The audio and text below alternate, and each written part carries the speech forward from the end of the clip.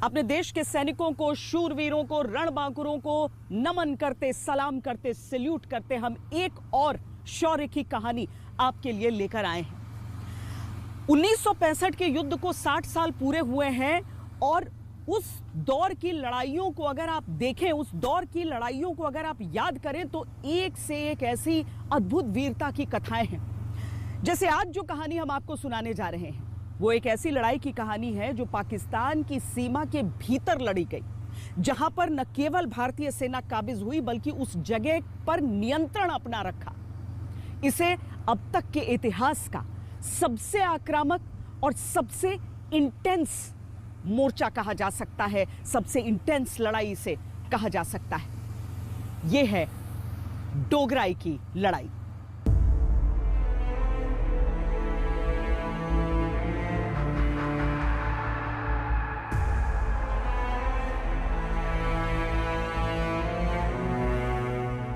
ये एक ऐसी अनोखी लड़ाई की कहानी है जो 2 अलग अलग दिनों पर लड़ी गई।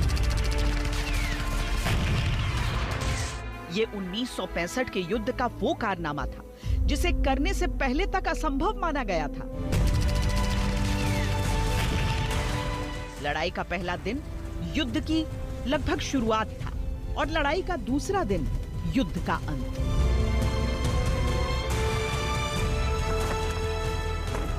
दूसरे हमले में पूरी 54 ब्रिगेड के सभी टुकड़ियों ने 15 इन्फेंट्री डिवीजन के अंदर और भारी मात्रा में हमने डोगराई के ऊपर फायर असॉल्ट किया और उसके बाद में 3 जाट रेजिमेंट ने फिर से उत्तर दिशा से घूम के फिर डोगराई पे अटैक किया। तो इस वजह से वहाँ पर 2 बार डोगराई पे अटैक किया गया। तो ये इंडिया की हिस्ट्री में ये एकमात्र ऐसी पलटन है जिसने एक ही जगह पे 2 बार अटैक किया और दोनों बार पाकिस्तान को इतनी बुरी तरीके से हारा कि उसको वो जगह छोड़ के पीछे हटना पड़ा।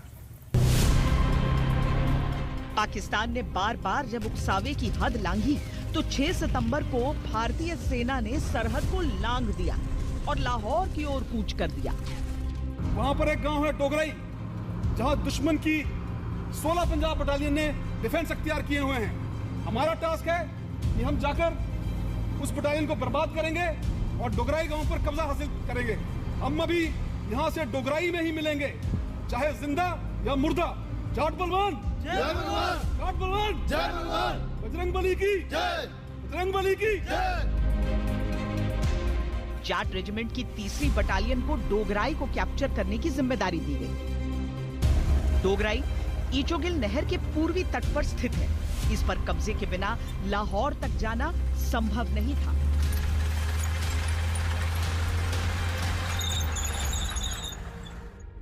ईचोगिल कनाल पाकिस्तानियों ने अपने शहरों को और खासकर लाहौर को प्रोटेक्शन देने के लिए ऊपर रावी से लेकर नीचे सतलुज तक एक नहर बना रखी थी। ये नहर अपने बॉर्डर से कहीं पे 5 से 15 किलोमीटर के इलाके में ये नहर बह रही थी।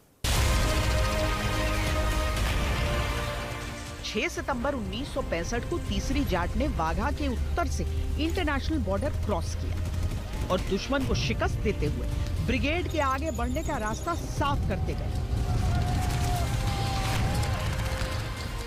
3री जाट के कमांडिंग ऑफिसर थे डेसमंड हेड। आयरलैंड में जन्मे हेड भारत में बस गए थे और अभूतपूर्व निष्ठा और शौर्य संपन्न अफसर थे।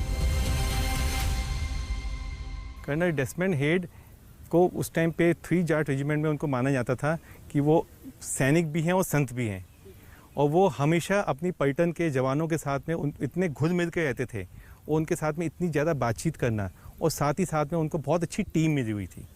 तो उनके बाकी ऑफिसर्स वो सब एकजुट होकर रहते थे और डेसमंड हेड सर की मेन क्वालिटी ये थी कि डिसीजन लेना। जब भी कोई भी परिस्थिति आती थी उन्होंने इमीडिएटली डिसीजन लिया और डिसीजन के ऊपर एक्शन किया। उस टाइम पे वो पीछे मुड़ के नहीं देखते थे। लेफ्टिनेंट कर्नल डेसमंड हेड ने अपने जवानों को ये कहा था कि जिंदा या मुर्दा हमने डोगराई पे मिलना है। और इत्तेफाकन बात यह है वो एक रात पहले ही सीओ बने थे, लेकिन वो बहुत प्रिय सीओ थे और बड़े क्वालिफाइड थे, बड़े हिम्मत वाले और बड़े दलेर आदमी थे।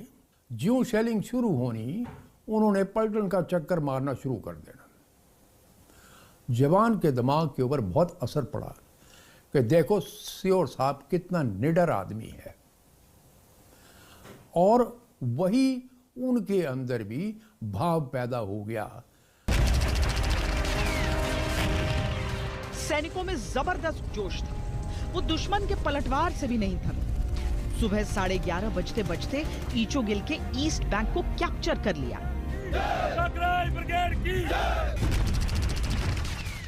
डोगराई से भागते दुश्मन ने ब्रिज को तोड़ दिया ताकि सैनिक आगे न बढ़ पाए, पर उस टूटे पुल से ही 2 कंपनियां आगे बढ़ गईं।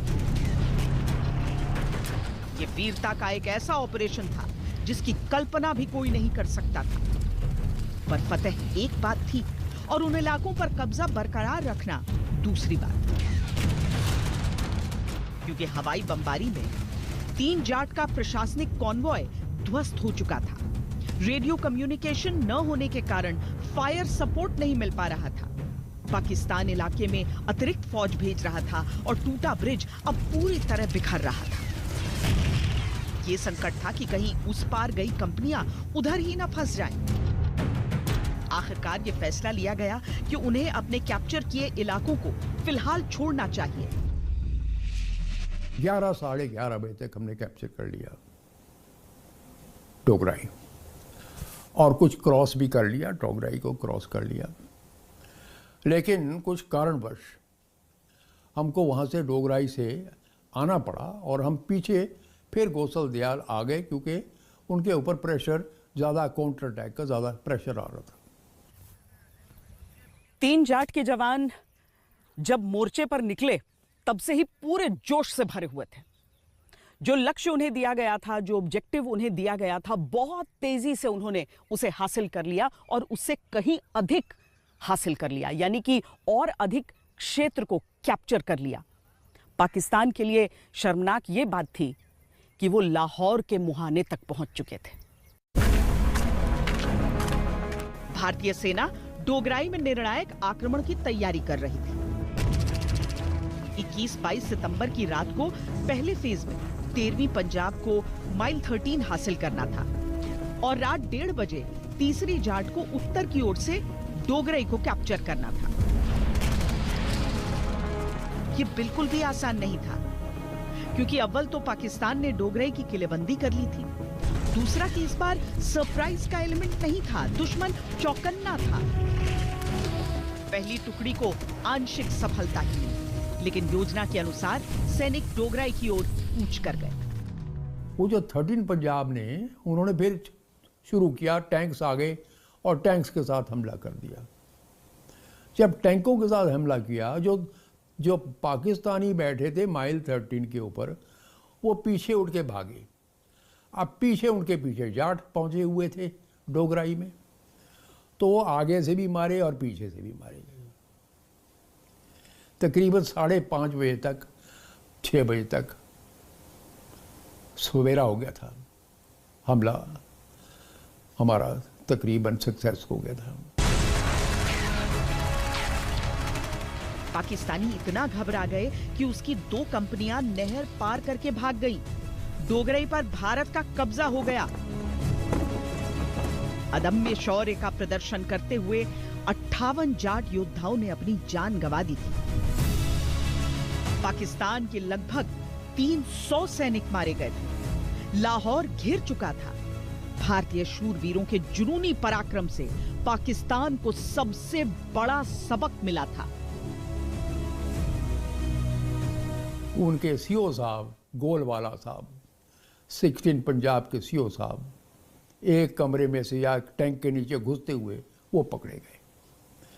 तो वो हमारी वॉर बूटी हो गई एक किस्म की, कि हमने उनका सीओ का भी उनको कब्जा कर लिया। लेकिन 22 सितंबर की इस जीत के अगले ही दिन युद्ध विराम हो गया और पाकिस्तान की फटेहाल इज्जत को ढकने के लिए कूटनीति की चादर मिल गई। 1965 के इस युद्ध में भारत की जीत जो अलग अलग लड़ाइयों में हुई, वो पूरी दुनिया के लिए पाठ्यक्रम बनी। पाकिस्तान के लिए ऐसी शर्मिंदगी का सबब कि भारतीय सेना लाहौर की दहलीज तक पहुंच गई। पाकिस्तान के सैन्य पतन की शुरुआत 1965 में ही हुई।